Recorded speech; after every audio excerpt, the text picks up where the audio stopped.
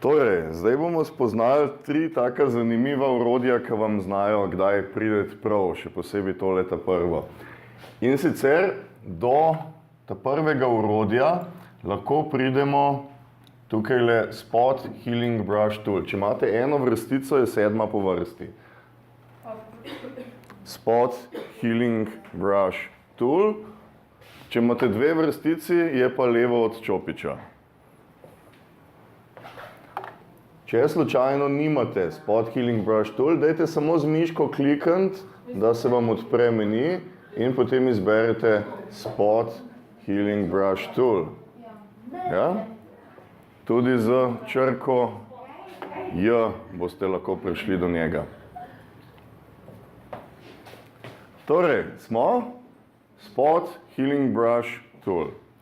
In zdaj preprosto se postavimo na dokument in začnemo risati po tistem delu, ki bi ga želeli odstraniti, in nekaj sekund kasneje je ta mozoljček zginil. Ker imaš izbran en drug Healing Brush Tool, daj klikam tlele, da izberi Spot Healing Brush Tool, ta prvi po vrsti, evo ga. Ja? Do Healing Brusha še pridemo, no? Tako da to je zaenkrat poenostavljena verzija.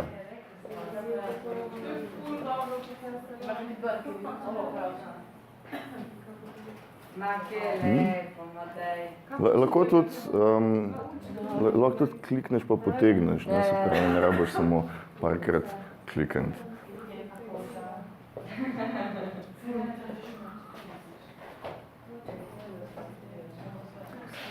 Dobro, pod istim orodjem je zadnja po vrsti Red Eye Tool. Kaj Red Eye rešuje? Rešuje situacijo, kjer je fleš bil direktno na zdravje, na fotoaparatu in je ustrelil direktno v človeka, ne? In se je svetloba iz fleša odbila od notranjosti na zdravje, od notranjosti oči, in zato so oči potem na fotografiji take rdeče. Kužki mislim, da imajo zelene, oziroma mačke imajo zelene. Torej, imamo izbrano Red Eye Tool in zdaj bom tako, kot pri marki orodju, kliknil in potegnil čez oko in spustil. Kliknil in potegnil čez oko in spustil. Ne? To ima recimo dosti bolj uporaben rezultat, kakor če imate na fotoaparatih tako imenovan fleš, ki zmanjšuje rdeče oči, zato ker tisti je zaporedje enih flešov, kjer se potem vaša zenica zapre, ne? In ti izgleda dosti grdo na fotki, ker je taka majhna zenica, ne? Zato ker imamo mi psihološki odziv na velikost zenice, ne? Če vidimo človeka, ki ima velike zenice, to pomeni, da nas ima bolj rad, kot če bi imel majhne zenice. Ja, zdaj pač ni popolno orodje, ne? Tako da lahko poskušaš pa še enkrat potegneš, ne? Ampak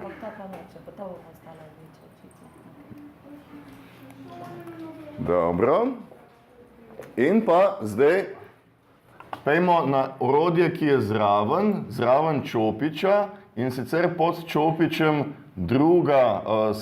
tretja po vrsti Color Replacement Tool. Torej, pod čopičem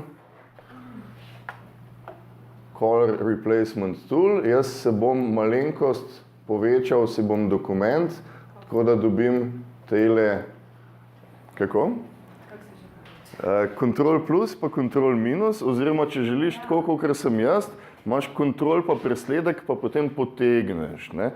Držiš Ctrl presledek in lahko potegneš v levo ali pa v desno, da se stvar poveča, drugače pa lahko za Ctrl plus pa Ctrl minus greš noter ali pa ven v dokument. Torej, Color Replacement Tool je taka zelo poenostavljena verzija nekih deformacij, ki jih bomo kasneje vzeli, ampak dajmo si zdaj naenkrat tole našo ta prvo barvo. Torej barva, ki je na levi strani in je pred drugo barvo. Dajmo klikniti pa si izbrati nekaj, kar ni modro. Torej dajmo recimo eno zeleno barvo izbrati. In zdaj, dokler boste risali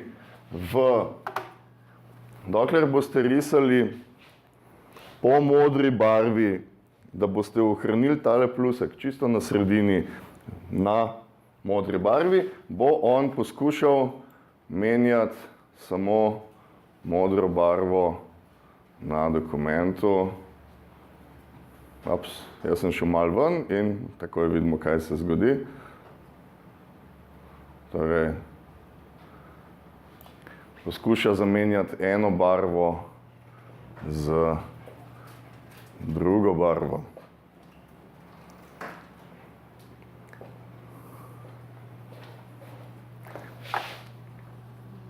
Zdaj pa pojdimo lepo prosim na vajo 201 in dajmo rešiti te 3 fotografije. Torej, imamo ene rdeče oči, imamo en mozoljček in pa recimo lahko greste zamenjati tale rdeč pulover na sliki.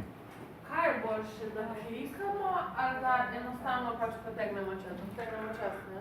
Če potegneš čez, boš definirala cel prostor, ki ga želiš odstraniti, tako da bo on ne bo jemal iz zunanjosti. Ne? Se pravi, če ti, ko boš ti narisala en delček, ki ga želiš odstraniti, on ve, da iz tistega dela ne sme jemati informacij. Ne?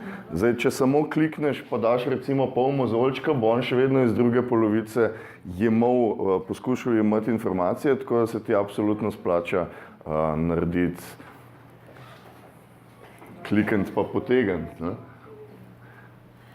Zdaj, čisto za hec, ne, lahko poskusite tudi, kaj se zgodi, recimo, če porišete čez tole gubico. Ne?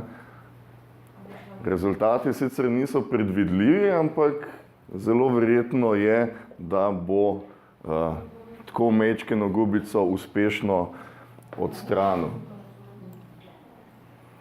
Čak, ko pridemo do Liquifyja, pol sploh ne boste rabili več v fitness hoditi. Jaz ne toliko me čakam, da se nam